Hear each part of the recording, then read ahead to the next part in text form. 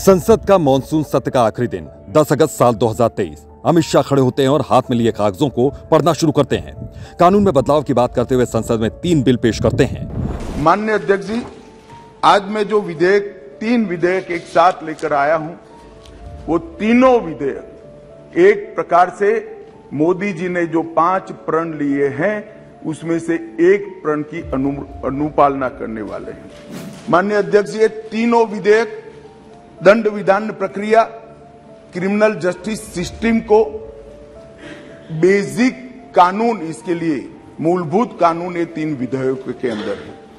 एक है Indian penal code जो 1860 में बनाया गया, दूसरा है क्रिमिनल प्रोसीजर कोड जो 1898 में बनाया गया, और तीसरा है इंडियन एविडेंस एक्ट जो 1872 में बनाया गया।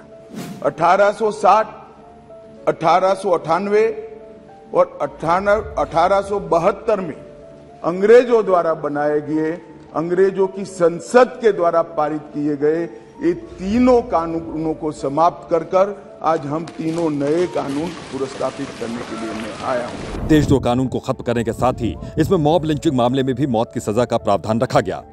अब ये बिल समीक्षा के लिए स्थायी समिति के पास है, लेकिन सवाल ये कि आखिर इसकी जरूरत क्यों पड़ी, इसमें किस तरह के बदलाव किए गए हैं, कौन से नए कानून डाले गए हैं और कौन से पुराने कानूनों को हटाया गया। तो चलिए इसे समझते हैं। तो सबसे पहले वो कौन से 3 कानून हैं जिनका भारतीयकरण किया गया है, वो बता देते हैं। 1860 की भारतीय दंड संहिता यानी कि इंडियन पेनल कोड की जगह भारतीय न्याय संहिता लेगी। दंड प्रक्रिया संहिता, जिसे अभी तक कोड ऑफ क्रिमिनल प्रोसीजर के नाम से जानते थे, वो बन गया है भारतीय नागरिक सुरक्षा संहिता, और भारतीय साक्ष्य अधिनियम यानी कि इंडियन एविडेंस एक्ट का नया नाम है भारतीय साक्ष्य विधेयक। अगला सवाल ये कि क्यों ये कहा जा रहा है कि अंग्रेजी कानूनों से आजादी मिलेगी। तो देखिए, जो कानून बदले गए वो कब से देश में चल रहे थे। तब आईपीसी 1860, अब भारतीय न्याय संहिता 2023। तब सीआरपीसी 1898, अब भारतीय नागरिक संहिता। तब इंडियन एविडेंस एक्ट 1872, अब भारतीय साक्ष्य विधेयक 2023। सीआरपीसी में क्या बदलाव, अब हम आपको बताते हैं कि इनमें क्या बदलाव किए गए। सीआरपीसी, जो कि अब भारतीय नागरिक संहिता 2023 बना, इसमें 533 धाराएं बचेंगी। 160 धाराओं को बदल दिया गया। बिल में 9 नई धाराएं जोड़ी गई और 9 धाराओं को खत्म किया गया।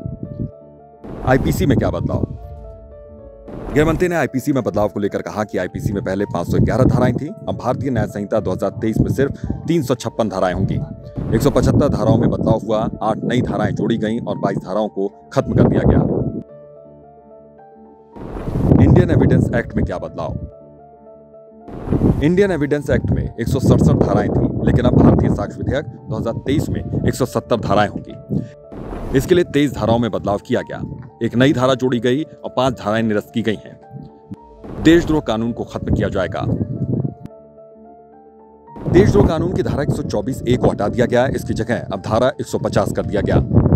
अब फिर यह सवाल कि धारा 150 क्या कहता है, तो इसमें साफ लिखा है कि कोई भी इरादतन या जानबूझकर बोले या लिखे गए शब्दों से या संकेतों से या कुछ दिखाकर या इलेक्ट्रॉनिक संदेश से या वित्तीय साधनों के उपयोग से या अन्यथा अलगाव को या सशस्त्र विद्रोह को या विध्वंसक गतिविधियों को या अलगाववादी गतिविधियों की भावनाओं को उकसाता है या उकसाने का प्रयास करता है या भारत की संप्रभुता या एकता और अखंडता को खतरे में डालता है या ऐसे किसी भी कार्य में शामिल होता है या करता है, उसे आजीवन कारावास या कारावास की सजा दी जाएगी, जिसे 7 साल तक बढ़ाया जा सकता है और जुर्माना भी लग सकता है।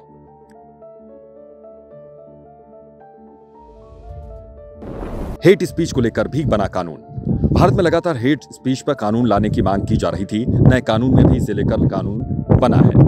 अब देश में हेट स्पीच अपराध की श्रेणी में रखा गया है। अब इसमें 3 साल की सजा और जुर्माना है। इसके अलावा कोई धार्मिक आयोजन कर किसी वर्ग, श्रेणी या अन्य धर्म के खिलाफ भड़काऊ स्पीच दी जाती है तो 5 साल की सजा का प्रावधान होगा।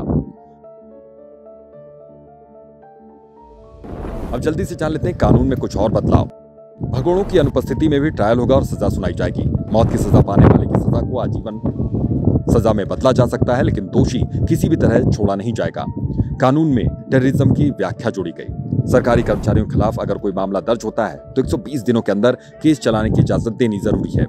दोषियों की संपत्ति कुर्क करने का आदेश कोर्ट देगा, न कि पुलिस अधिकारी। 2027 तक सभी कोर्ट ऑनलाइन होंगे। 0 FIR कहीं से भी रजिस्टर की जा सकती है। अगर किसी को भी गिरफ्तार किया जाता है तो उसके परिवार को तुरंत सूचित करना होगा।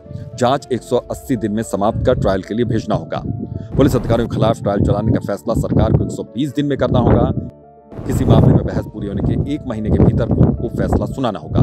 7 दिन के भीतर इस फैसले को ऑनलाइन उपलब्ध करवाना होगा। किसी भी मामले में 90 दिन के भीतर चार्जशीट फाइल करनी पड़ेगी। कोर्ट की मंजूरी से और 90 दिन का समय मिल सकता है। यौन हिंसा में पीड़िता का बयान और बयान की वीडियो रिकॉर्डिंग जरूरी। जिन मामलों में 7 साल या उससे ज्यादा की सजा, वैसे केस में क्राइम सीन पर फॉरेंसिक टीम का जाना जरूरी। तो ये था बदले कानून का पूरा लेखा जोखा, जिससे देश में न्याय प्रणाली में क्रांतिकारी बदलाव आएंगे। लॉ स्ट्रीट भारत की रिपोर्ट।